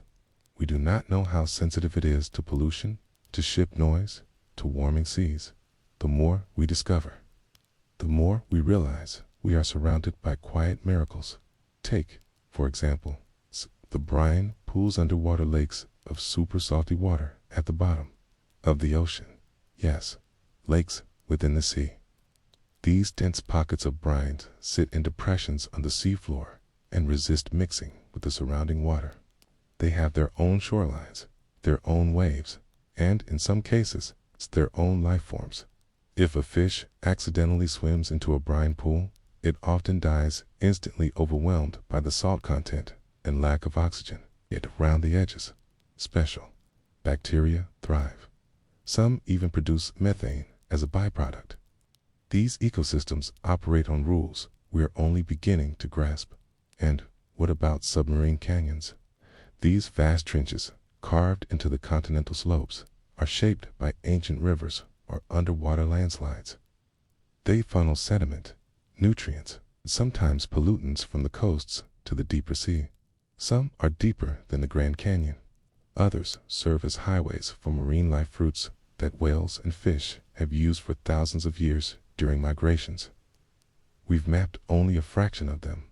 Even the seamount, underwater mountains that rise from the abyss hold secrets. Some are extinct volcanoes, others still active. Their steep slopes attract currents, which bring nutrients and oxygen, creating hotspots of biodiversity. But only a tiny percentage of seamounts have been studied. A Many remain completely unexplored. Some scientists believe there could be tens of thousands of them dotting the seafloor, and each might hold species that no one has ever seen. Yet seamounts are also targets for deep-sea mining. Companies seek rare earth elements, cobalt, and other metals in the crusts that form around them. These minerals are vital for electronics, green energy, and modern technology, but mining these regions could devastate fragile ecosystems before we've even cataloged them. What is the value of a species never seen? What do we lose when we disturb an ancient formation that has remained untouched since before the first human walked the earth? These are not rhetorical questions. They are urgent. The ocean, after all, is not just a place of mystery. It is a circulatory network for the planet. It drives weather patterns, stores carbon, and produces more than half the oxygen we breathe. The phytoplankton floating near the surface, though invisible to the naked eye, are more important to human survival than the forests we walk through. They absorb sunlight, they trap carbon dioxide, they serve as the base of the marine food chain, and they are sensitive to temperature, to acidity, to pollution. A shift of just a few degrees in ocean temperature can collapse entire ecosystems. Coral reefs bleach, fish stocks vanish, jellyfish populations explode in places where they once were rare. The ocean is changing, and because we do not understand it fully, we cannot predict what will come next. This is not just a scientific issue, it is a philosophical one, because the more we peer into the ocean, the more we confront our own limits, our hubris, our illusions of control. It reminds us that there are still frontiers, not in space, not on Mars, but here, on Earth, under the waves, where silence reigns, and the unknown still has a home. There are places on this earth where no light has ever touched, and no human has ever seen, not even through a camera lens. These aren't hidden caves or remote islands. They're vast stretches beneath our oceans, okay? And they make up the majority of this planet. We call this part of the world the Hadozone, named after Hades, the Greek god of the underworld. These regions exist below 6,000 meters, in ocean trenches so deep that if Mount Everest were dropped into them, summit would still be underwater by more than a mile. We've sent submersibles into a few of these trenches. James Cameron, famously, descended into the Mariana Trench in 2012, documenting one of the deepest solo dives ever made. What he saw was not dramatic in the cinematic sense. There were no giant sea monsters, no glowing aliens, just mud, silence, and strange life forms, translucent shrimp, ghostly flatfish, microorganisms that had never seen sunlight. But that silence was its own revelation. Down here, water pressure is over 1,000 times what we experience at sea level. Okay? Every square inch of a body is subjected to a crushing force, and yet life has adapted. Okay? Some fish have no bones, only cartilage. Others have antifreeze-like proteins in their blood. Some creatures glow with bioluminescence, producing their own cold light in the absence of the sun. This is not a world of scarcity, as we often imagine the deep sea to be. It is a world of subtle abundance, just on a timescale and in a form we rarely recognize. Consider the phenomenon of marine snow, a slow, constant shower of organic matter drifting from the upper layers of the ocean down to the seafloor. It's made of dead plankton, fecal pellets, mucus, and other microscopic debris. To us, it sounds unremarkable. But for deep sea life, marine snow is nourishment. It is life falling gently from above. It can take weeks for a single flake of marine snow to reach the ocean floor, falling through miles of water. It's untouched, accumulating into what looks like underwater dust. Entire ecosystems depend on it. Without this snowfall, many deep-sea creatures would starve. And still, we don't fully understand how this cycle works. What affects the quantity of marine snow? Do climate changes alter its composition? What happens if surface plankton populations collapse? We don't have full answers, but the questions are becoming more urgent. The ocean isn't just unexplored. It's rapidly changing while we fail to explore it. As the climate warms, ocean currents shift, ice melts, sea levels rise. The chemistry of the water alters. One of the most dramatic of these changes is acidification. As more carbon dioxide enters the atmosphere, some of it dissolves into the ocean, forming carbonic acid. This lowers the pH of seawater, making it harder for shell-building creatures like corals, oysters, and tiny plankton to survive. These organisms are the scaffolding of marine ecosystems. Remove them, and entire food chains collapse. Even in the open ocean, far from reefs and coastlines, tiny plankton with calcium carbonate shells drift in the currents. They're known as foraminifera and coccolithophores. Despite their size, they play an outsized role in regulating the Earth's carbon cycle. As they die, tail shells fall to the ocean floor and become part of the sediment, effectively locking away carbon for millions of years. It's one of the planet's great climate regulators. But with acidification, these shells are dissolving before they can reach the bottom. We are watching in real time as invisible threads of Earth's stability begin to fray. And it's not just temperature or acidity. There are dead zones now, places where oxygen has disappeared from the water entirely, caused by nutrient runoff and warming waters. These areas cannot support most marine life. Fish flee, crabs suffocate, coral dies. Only certain bacteria remain. The number of dead zones has quadrupled since the 1950s. Meanwhile, in the twilight zones, those regions of the ocean between 1,000 and 1,000 meters, commercial fishing has begun. Large nets scrape through waters that were once untouched, hauling up lanternfish, squid, and other creatures. These animals are critical to ocean health. They also support the vast vertical migrations that happen every night, the largest mass movement of life on the planet. We are removing them without understanding what they do. We are cutting into the web of the ocean before we know where the threads go. What makes this even more difficult is our limited access. Satellites can see the surface of the sea, and sonar can scan the seafloor. But in between lies a shadow world, miles of depth where instruments fail. Light cannot penetrate, and pressure crushes most machines. To map this vast middle world is an immense challenge. Sonar mapping is slow, expensive, and often incomplete. Autonomous underwater vehicles, AUVs, are beginning to help, gliding silently through the depths, gathering data, but they cover small areas. The ocean is very, very large. Even our global maps of the seafloor are missing enormous detail. Most of what we know comes from ships, dragging sonar behind them in straight lines, like mowing a lawn with your eyes closed. The resulting maps are like blurry outlines, with whole mountains and valleys hidden between the lines. By comparison, we've mapped Mars more accurately than Earth's own seabed. That's not just a curiosity, it's a vulnerability. Unmapped seamounts pose hazards to submarines. Undersea cables, which carry the internet between continents, lie across unknown terrain. Earthquakes and undersea landslides can trigger tsunamis that we fail to protect, simply because we don't know what lies below. And there's more. The ocean is full of sound. Whales sing, shrimp snap, fish grunt and hum. Even waves create low, continuous moans that travel for thousands of miles. Scientists use hydrophones to listen to this underwater world. Sometimes they hear earthquakes, other times mysterious sounds.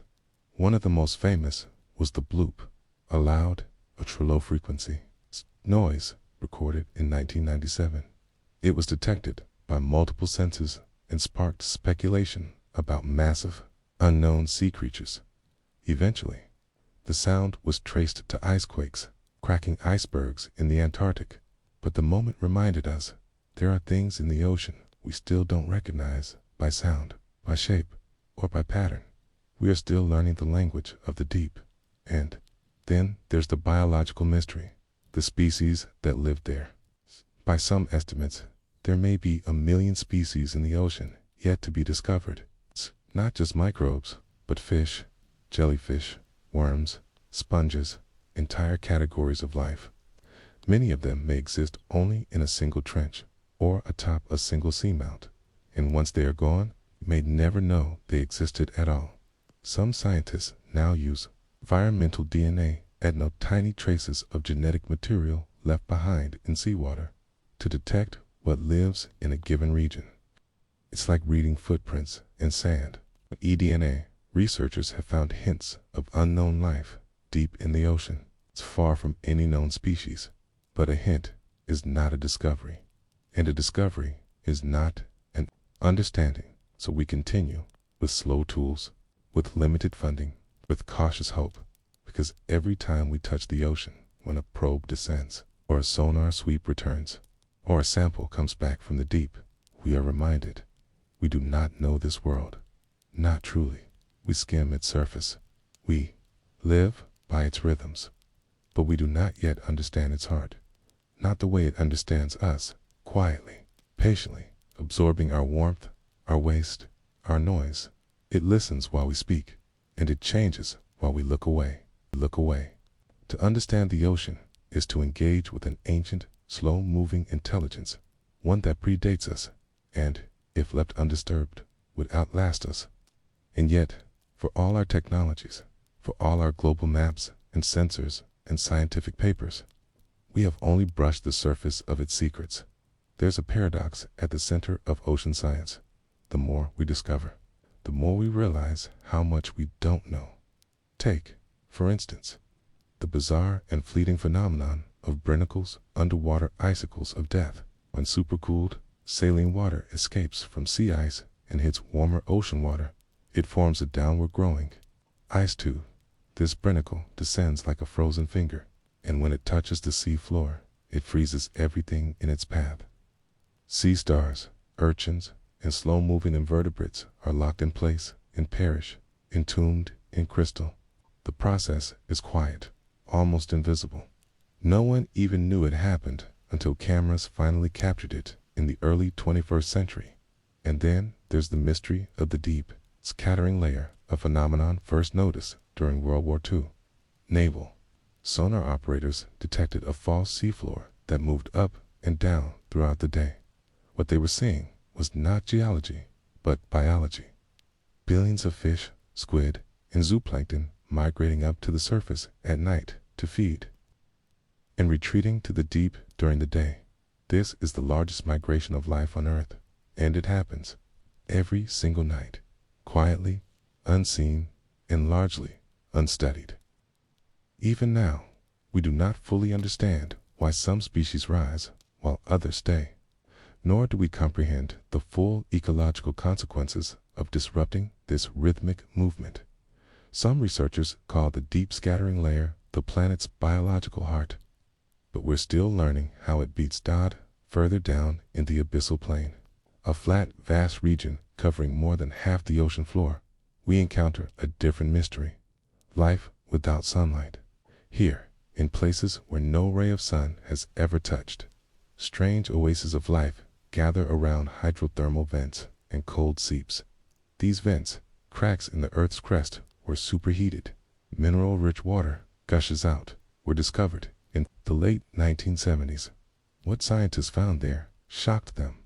Giant tube worms, clams, blind shrimp, and sulfur-eating bacteria thriving in a place too dark for photosynthesis.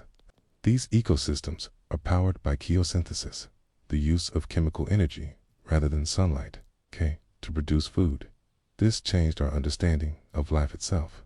Until then, we assumed sunlight was the primary driver of all ecosystems.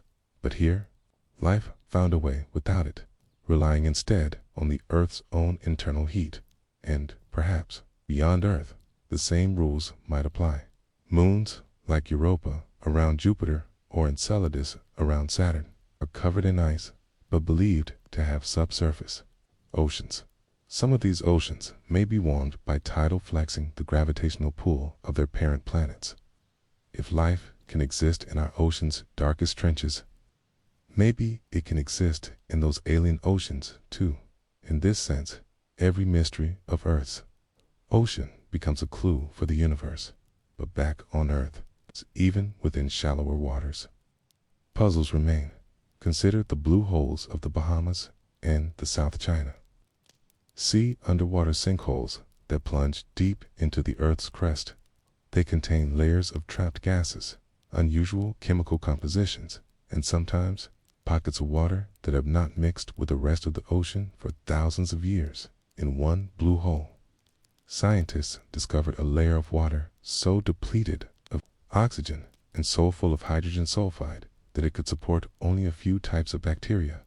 This untouched, isolated environment provides a glimpse into ancient Earth, a time when oxygen was scarce and life was microbial. But these holes are extremely difficult to study. Divers can only descend so far, and remotely operated vehicles struggle in their narrow, shifting chambers. As a result, we've barely sampled them, and what we've found is only the beginning. And then there are the giant underwater currents, rivers within the ocean to transport heat, salt, nutrients, and even entire populations of plankton across the globe. The thermaline circulation, also known as the global conveyor belt, is perhaps the most critical of these. It moves water from the surface to the deep, from the equator to the poles and back again. It regulates climate, redistributes energy, it's calmed, and ensures that the oceans don't become stagnant. But this system is slowing down. Melting polar ice and increased rainfall from climate change are diluting the salinity of the North Atlantic, one of the key engines driving the conveyor. If this circulation collapses or shifts drastically, it could lead to massive changes in global climate, cooling some regions, cueing others, and disrupting monsoon patterns that billions of people rely on. Still, we don't know exactly how fast it's changing or when tipping points might occur. The data is scattered, the models are incomplete, and the ocean remains stubbornly silent. Meanwhile, on the coasts, another mystery persists: the migration and navigation of marine animals. Sea turtles travel thousands of miles to return to the beaches where they were born. Whales sang across entire ocean basins. Salmon find their way from rivers to sea and back again with uncanny accuracy. How do they know where to go? Some theories involve Earth's magnetic field, suggesting that animals can sense it like a natural GPS. Others point to chemical cues, ocean currents, and even celestial navigation. But no single explanation fits all species. And so, each animal becomes a question, each journey a riddle. And while we marvel at them, we rarely consider the layers of unknown that surround even the simplest seeming behaviors. Even in more familiar zones, like coral reefs, surprises abound. In 2016, during a routine dive off the coast of Hawaii, marine biologists discovered a new species of octopus, a tiny, ghostly creature later nicknamed Casper. It had no chromatophores, the pigment cells that allow most octopuses to change color, suggesting it was a deep-water species that didn't need camouflage. But why it had no pigmentation at all, even for protection, remains unclear. In the same year, searchers spotted glowing sharks near New Zealand, not just bioluminescent for mating or hunting, but with patterns that suggested communication or camouflage in twilight waters. The ocean is not empty. It is encoded with signals, with messages, with strategies we do not yet understand. And there's one more place, perhaps the most mysterious of all: the seafloor sediment beneath the mud. Under centuries of accumulation lie microbial ecosystems that operate on a timescale foreign to our biology. Some of these microbes can remain dormant for thousands, possibly millions of years. Others metabolize at such slow rates that their energy output is barely detectable. They live in conditions we consider lifeless: no sunlight, extreme pressure, and temperatures that fluctuate wildly. Yet, they persist. We don't know how many exist, how diverse they are, or what they're capable of. Some might even play roles in processing methane, stabilizing carbon, or generating mineral deposits. We've drilled into these sediments to learn more. In 2020, scientists revived microbes that had been trapped in seafloor mud for over 100 million years. When exposed to nutrients, the microbes woke up and began dividing. They were not dead. They were waiting. The implications of this are staggering. It suggests that life can endure far beyond our expectations. That dormancy is not failure, but strategy. That the Earth's biosphere is more resilient, more patient, and more complex than we can fathom. And so we return to the surface, to our ships, our labs, our computer models, knowing we are surrounded by a realm that keeps its secrets. Well, why is 99% of the ocean still a mystery? Because it is vast, because it is silent, because it has no need to reveal itself. We peer into it with instruments and curiosity. We ask questions. We drop probes, strain to hear answers. But the ocean answers slowly. It always has. And maybe that's the point. To understand it, we must match its pace. Not rush, not conquer, but drift. Watch, listen, and if we're quiet enough, maybe, just maybe, begin to understand. Even as satellites scan the Earth's surface with laser precision, even as submarines glide through the silent blackness and robotic arms collect samples in pressurized tubes, most of what lies beneath the ocean's skin remains untouched, both literally and philosophically. It's not just that we haven't mapped every ridge, trench, and plain, though that too is true. It's that the deeper we go, the more uncertain our language becomes. We say unknown species, unclassified zone, unidentified structure, unexplored region, and sometimes we have only silence to work with. In the Central Pacific lies the Clarion-Clipperton Zone.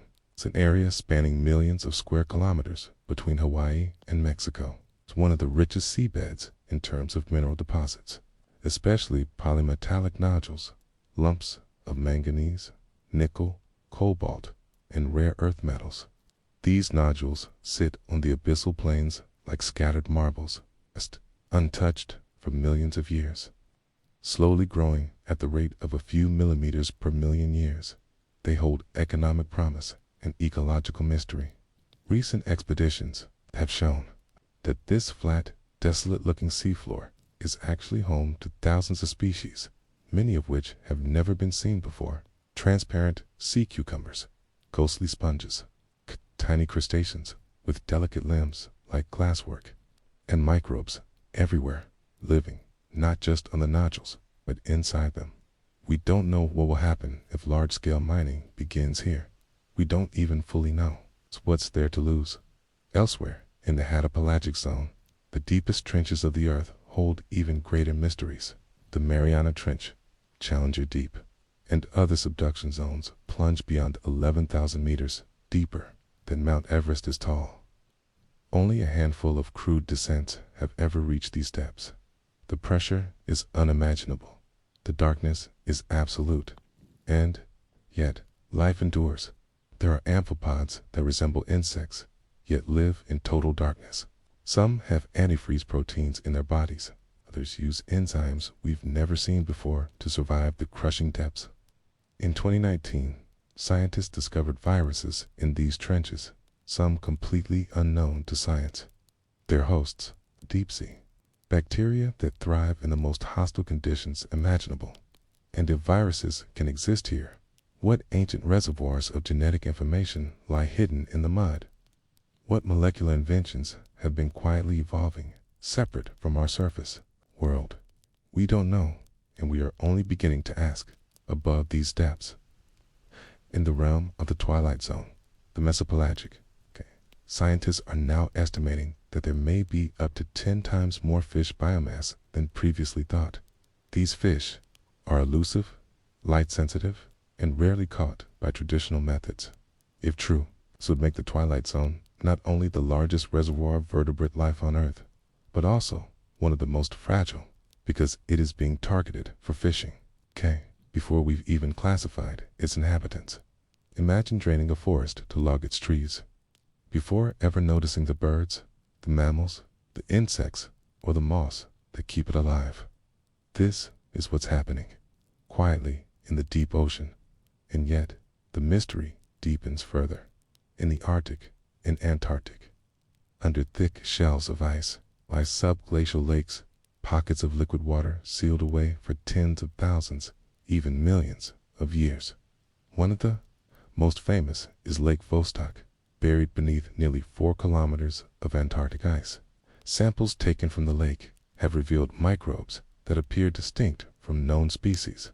How did they survive? Were they frozen in time or evolving slowly in isolation? Okay, and what happens when we break that seal? Do we learn something or change something forever? Even the shallow coastlines, familiar and swimmable, hide strange mechanisms. Tides, eddies, longshore drift, upwelling oceanic movements that shape continents and feed entire ecosystems. One of the least understood, yet most vital phenomena is internal waves, vast waves that occur not on the ocean's surface, but within it, between layers of differing density. These internal waves can be hundreds of meters tall and stretch for miles, yet go completely unnoticed by anyone above. They affect submarine navigation, mix nutrients, and regulate thermal balances in the ocean, and we don't fully understand how they form, travel, or dissipate. Even gravity behaves oddly here in places like the Hudson Bay region in Canada, or parts of the Indian Ocean.